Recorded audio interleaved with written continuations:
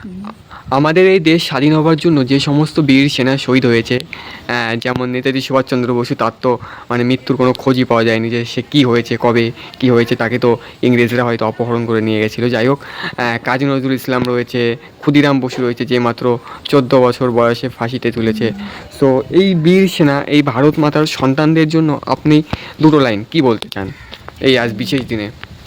তো তাদের কাছে তাদের তাদের শুধু শ্রদ্ধাই জানানো ছাড়া আর কি বলা যায় বলো? আচ্ছা, আচ্ছা। যারা বীর, সত্যিই দেশের জন্য যারা বীর, তাদেরকে শ্রদ্ধা ছাড়া তো তাদের ব্যাপারে আর কিছু বলার নেই। আচ্ছা, আপনি কি তাদের ব্যাপারে কিছু জানেন? 2 লাইন জানাতে পারবেন তাদের জীবন কাহিনী?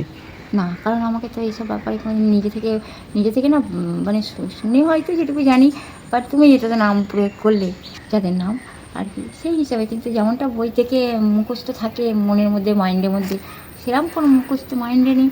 তবে শুনে, কারণ নিজের কথাই নিজের মনে থাকে না, তাহলে ওইগুলো কী করে মনে থাকবে বলো? মনে থাকা উচিত ওগুলো।